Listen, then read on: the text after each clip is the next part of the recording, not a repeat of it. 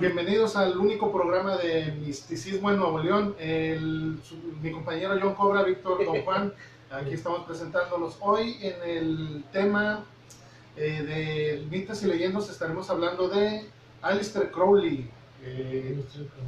¿Cómo le podríamos llamar a este hombre?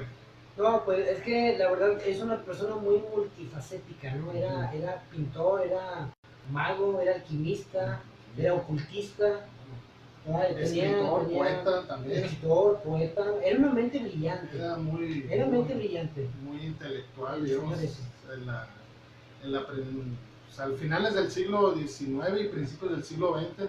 Él nació en 1875 en Inglaterra, es inglés. Es hijo de, bueno, fue hijo de un cervecero muy acaudalado, entonces tenía dinero, su madre era, bueno, tanto como su padre, eran muy religiosos. Cuando era muy pequeño, Aleister Crowley, lo inculcaron mucho en la religión. Bueno, o sea, todo, llegó un momento en que se llegó a hartar, pero lo tenían cada rato metido en la religión. Su mamá tenía cierto tipo de conflictos con Aleister. Que tanto así que lo llevó a llamar el demonio o la bestia 666, así le decía desde que estaba chavito, la bestia, que le decían desde que estaba chavito. Cuando tenía como 9, 10 años, fíjate, llegó a pasar esto, con cloroformo, sedó un gatito, lo sedó, le dio cierto tipo de cosas para dormirlo, lo durmió al gatito. A mí se me hace que se andaba calando él, porque le quitó la piel, le quitó la piel vivo, ya lo dejó que se muriera, pobre gatito, pero eso estando chavito, entonces como que se estaba midiendo sus límites o su inicio de su rebeldía. Muchas veces el ser humano tiene ciertas capacidades que se demuestran desde niño, sí. O sea, así como te nace pintar desde chiquillo, te nace a lo mejor jugar fútbol desde chavito, desde cocinar, desde construir una casa, todo eso, o sea, ya naces con esas cualidades, ¿no? Creo que Aleister Crowley ya nació con el don de la magia, con esos sentidos, yo creo que un poquito más desarrollados que cualquier otro ser humano. Sí, bastante. Sí, porque, o sea, no es por nada, pero en la historia es considerado como uno de los más, es todo un personaje en cuestión del ocultismo. Sí, claro. Y de ahí, o sea, muchos sí respetan mucho ese nombre y lo tienen, o sea, en un alto rango. Así es. O sea, así como lo es Anthony LaVey, que hizo la iglesia satánica. De hecho, vamos a tocar ese tema dentro de 2 o 3 semanas de Anthony LaVey también. Entonces, Aleister Crowley es como que el creador del luciferismo. Sí. Entonces, no sé qué información tengas acerca de eso, cabrón. De su historia, en parte de su historia, él queda huérfano a los 11 años, le heredan la fortuna de su padre, se le heredan, se va a vivir con sus tías, también son muy metidas en esa secta cristiana, no recuerdo cuál, pero están muy metidos. Él se logra librar de eso cuando entra a Cambridge, a la Universidad de Cambridge en Inglaterra. Es cuando se logra zafar de todo eso y ya empieza a meterse al ocultismo. Ya es cuando conoce a gente y también igual antes que eso lo habían corrido a varias escuelas antes de la universidad, porque él ya estaba hablando de ocultismo, hablando de cosas que no estaban tan permitidas, al menos en esa época. Entonces, cuando está en Cambridge es cuando ya se empieza a meter de lleno a esa clase de ocultismo. Se empieza a leer un par de libros, creo que uno de los que dijiste ahorita, de magia, y se mete de lleno. Sí, porque de hecho fíjate que tiene varias corrientes, él. Tiene una mezcla, fíjate que de yoga, tiene mezcla de ocultismo, tiene de gnosticismo y de misticismo también. O sea, aparte de los conocimientos en sus escuelas, porque así como vemos, él no era una persona común y corriente, o sea, él era todo un pensador, ¿no? Sí, sí, sí, bastante. Y fíjate que lo que a mí me llama mucho la atención es de que a él un día va el líder de una secta, se llama, creo que la secta es O.to, No, otro.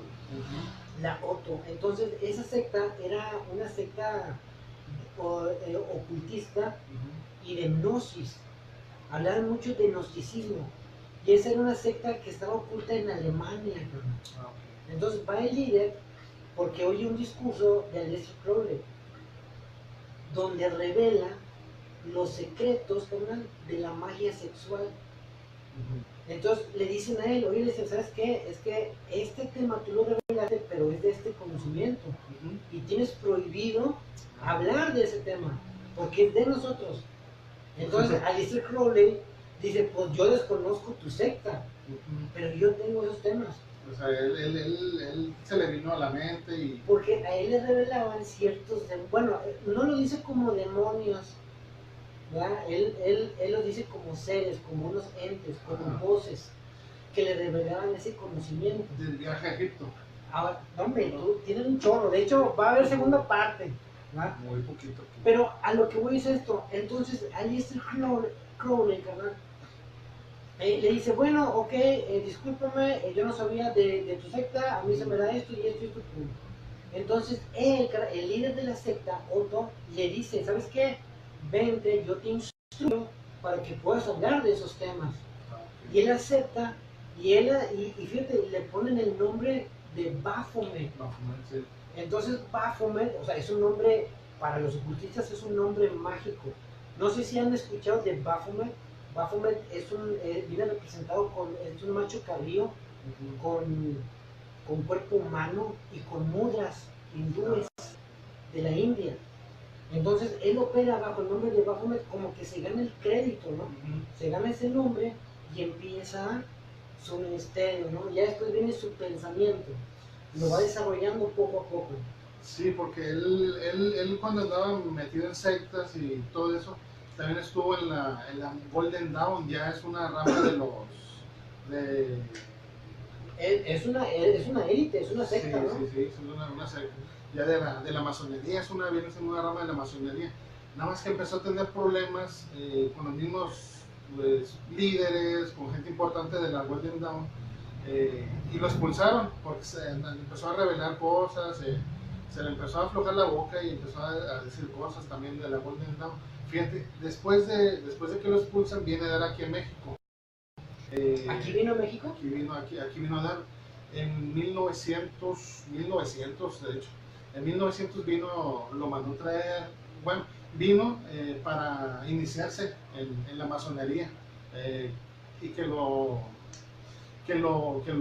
ascendieron vaya al grado 33, porque las demás masonerías de Inglaterra o en cualquier otra no lo querían, o sea, no lo querían. Tuvo que venir aquí a México, estuvo con Jesús Medina. Jesús Medina vino y lo trajo. Jesús Medina fue por él a Veracruz, que era también uno de los buenos de la masonería, vaya. Llega y va por él, se hacen buenos amigos, lo inician y es grado 33 aquí en México. Él defiende mucho a México, subió al Popocatépetl, subió a las tres montañas y visitó las pirámides. Él estaba muy metido en eso y quería conocer México. Después de que lo conocen aquí, o que se da, que aquí ya se hace, ahora sí, grado 33, ya empieza a bajar por el mundo, Canadá, Estados Unidos, Europa. Okay. Entonces sí llegó al grado 33. De la masonería aquí en México, sí. Okay. Él sí fue grado 33. En otros países que iba, se presentaba se iniciaba como grado 33 y muchos sí lo aceptaban y otros no. Entonces, ahora, es que yo no sé por qué.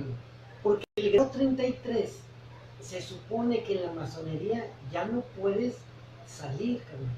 Automáticamente se le llama el papado negro. Y es el que tiene todos los conocimientos sobre los egipcios, sobre transmigración del alma, sobre el verdadero conocimiento de la magia negra. de la eterna juventud y todo ese rollo. Todo. De hecho, hay en el Vaticano, detrás del Vaticano, los que gobiernan el Vaticano vienen siendo los jesuitas. Los jesuitas se supone que ellos tienen unos libros de ocultismo donde pueden ellos vivir más de 200 años o 300 años. Entonces, o sea, es muy difícil convertirte en un papa negro y que a lo mejor pueda salir. Yo creo que a lo mejor por eso no lo aceptaban también. Ajá. Digo, aparte de sus conocimientos, ¿no? Sí, no lo aceptaban porque tiene muchos problemas, sobre todo con lo de las Golden Dawn, que es una rama de la francmasonería. Entonces él se vino al rito mexicano y aquí pues, tenía lana aparte. Yeah.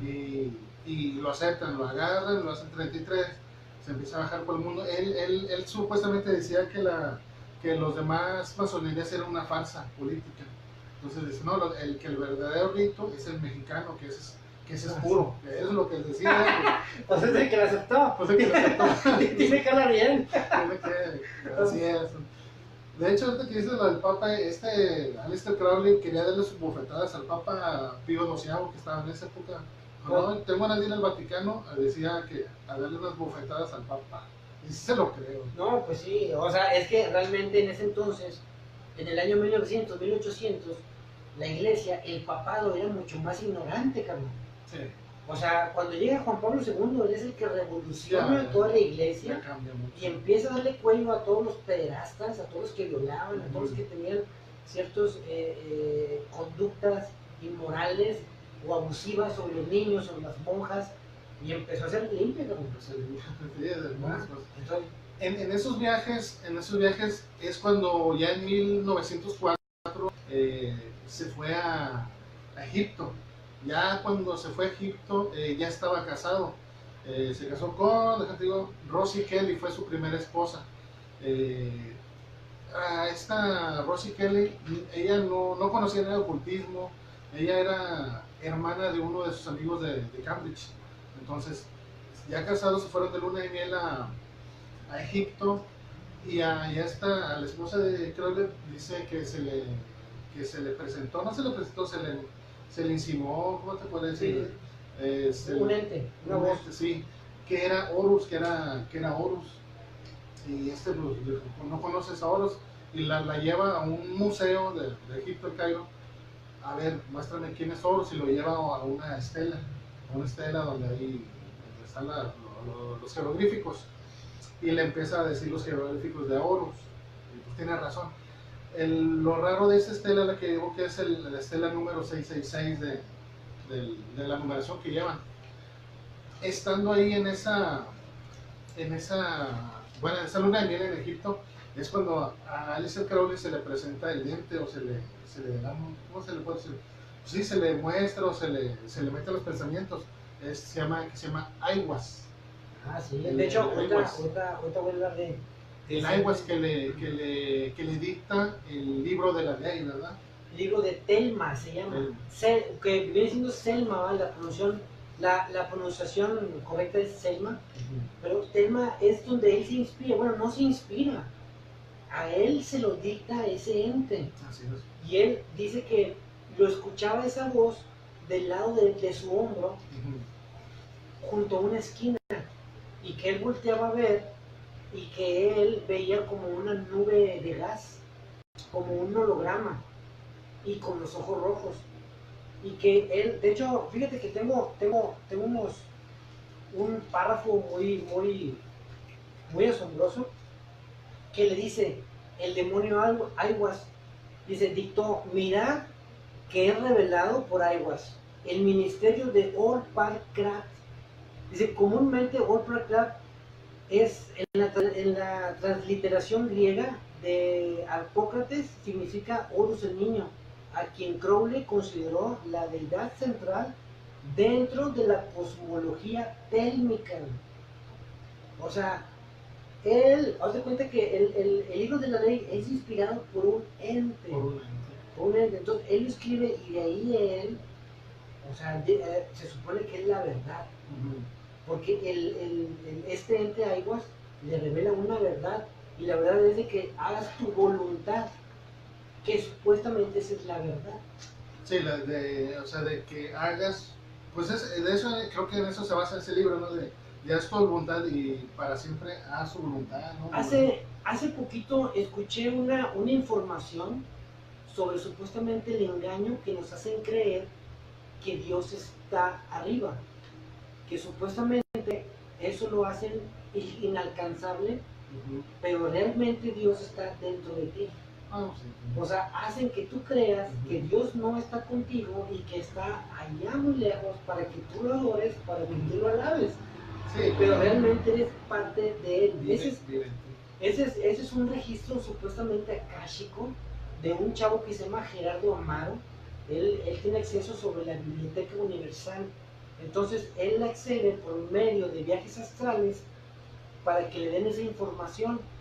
Entonces, los registros akáshicos viene siendo una biblioteca donde todo lo que nosotros vemos y lo que tocamos y lo que no vemos está registrado desde su nacimiento hasta su final. Una silla en el registro akáshico viene, por ejemplo, cuántos átomos son, cómo se hizo, cuánto mide, todos los datos, carnal, y cuándo va a deteriorarse. Entonces a él le revelaron eso, carnal, que supuestamente que es un engaño lo de la religión. Sí. Yo la verdad, para mi pensamiento, yo no lo veo así. Yo la verdad, yo soy creyente de las Sagradas Escrituras y yo creo que sí Dios tiene mucha lógica que él esté fuera de. Pero ese ya es otro tema, ¿no? Sí, es un tema. ¿Verdad? Entonces. ¿Qué más? ¿Me das más? Sí. Sí, no. Yo lo que quería, tocar el tema era sobre ese libro, era la voluntad.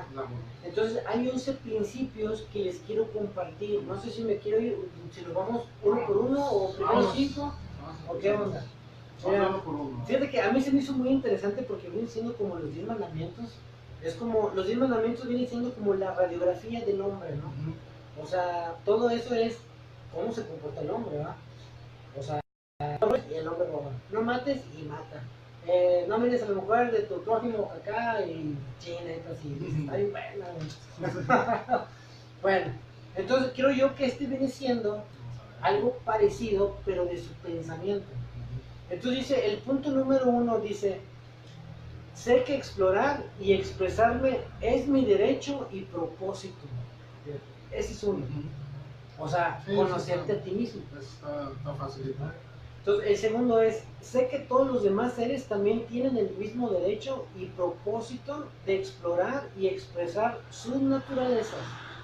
O sea, aquí va como que en contra de la discriminación y una aceptación de todas las razas. Todas las razas, y de animales, hasta eso, todo. Sí. Ahora, va el tercer punto. El tercer punto dice, acepto a todas las personas sin importar lo que parezcan o crean y acepto todos los momentos sin importar si son buenos o malos. ¿Ah? El punto número 4, check it out. Dice, dice, siempre estoy creciendo, siempre buscando, esforzándome cada vez más en todas las cosas.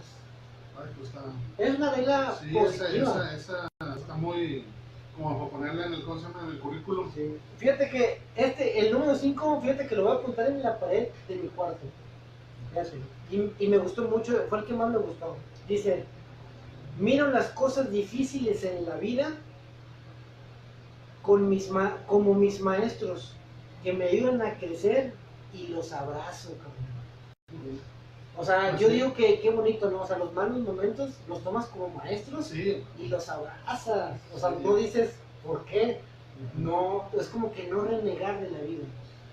No, en realidad sí son cosas que paso a paso, desde que naces, desde que estás chiquito, que caminas, esas tus dificultades y te vas quedando. Claro, o sea, físicamente y espiritualmente en la vida. Como vas evolucionando, te quedas con todo. O sea, cuando uno dice, ya maduraste, exactamente. Te quedas ahí. Va, el punto número 6 dice, nunca olvido que estar vivo y ser consciente es una bendición. Dice, es una bendición misteriosa que siempre merece gratitud y alegría. O sea, yo no le veo, la verdad, una magia negra como todos piensan o como muchos piensan. Sí. Ahora va el punto número 7. Dice, disfruto de la belleza de todos y de todo lo demás y ayudo a traer más belleza al mundo. O sea, aman la naturaleza, carnal. Cuida el planeta. No tira basura. No, en la calle. es que es muy sabio, hombre. Para el punto número 8. Dice, busco la verdad, pienso por mí mismo, soy honesto conmigo y con los demás y me cuestiono a mí mismo y a los demás. O sea, es como que busca aprender, ¿no? Sí, o sea, sí, se sí. cuestiona a él y cuestiona a la otra cuestionas a los persona demás. porque busca la verdad, ¿no? Dice el punto número 9, dice, exploro y desarrollo mi actividad en todos los aspectos de la vida y ayudo a otros a hacer lo mismo. No está nada mal, carnal. No sé por qué lo ponen como un hereje. A lo mejor en el último, que es el que te voy a leer, o en el penúltimo. Dice, el punto número 10, dice, estoy conectado con todo el universo, así que vivo en armonía con todas las personas, animales, plantas y todas las demás cosas en la Tierra y en todo el cosmos. Y el número 11 sí está como que raro. Dice, me río, disfruto de todas las partes del mundo y no me tomo demasiado en serio. Ahí sí como que está jugando con las palabras. Está jugando. Pero los demás no le veo yo.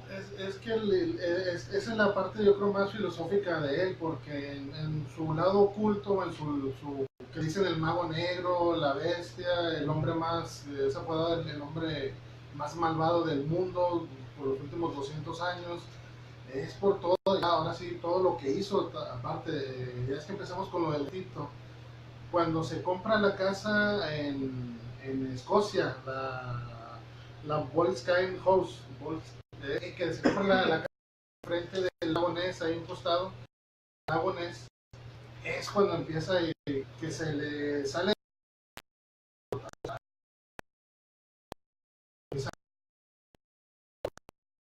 ¿Los gatos? no, eso fue. Okay. Bueno, sí le achacaron 2, 3 muertes, que hacía sacrificios, aparte que hacía sacrificios con humanos, pero de hecho nunca se le demostró nada de eso. Sí, estuvo encerrado, de hecho, un ratito y lo soltaron porque no se demostró nada de sacrificios humanos ni nada. Él decía que hacía sacrificios, pero no de sangre, hacía otro tipo de sacrificios, pero no de sangre. Llegó a abrir portales en esa casa que está en el lago Ness, que nunca cerró. Se dice que él no pudo con eso y ya ni siquiera los pudo cerrar. Y se murió y menos los pudo cerrar. Se dice que de ahí salieron muchos demonios o entes. Fíjate que esa fecha concuerda mucho con el caso Roswell. Creo que ese portal, ese vórtice, fue abierto en 1946, antes de morir. Y él lo abre y él muere, carnal. Él muere. Y los telemitas, o sea, sus discípulos, ellos lo quieren cerrar y ellos lo abren más. Sí. Pasa un año, carnal, y viene el caso Roswell. Entonces ahí hay varias teorías, porque ya viene siendo, o sea, ¿cómo te digo? O sea, hay varias teorías de cómo penetraron en este sistema solar, o por qué tiene que ser en la Tierra, carnal. Sí. Pudo haber abierto ese vórtice. Y fueron varios, porque él está viendo puertas o vórtices desde que compró la casa en 1900, mejor 10, 12 por ahí. Duró un ratito con la casa.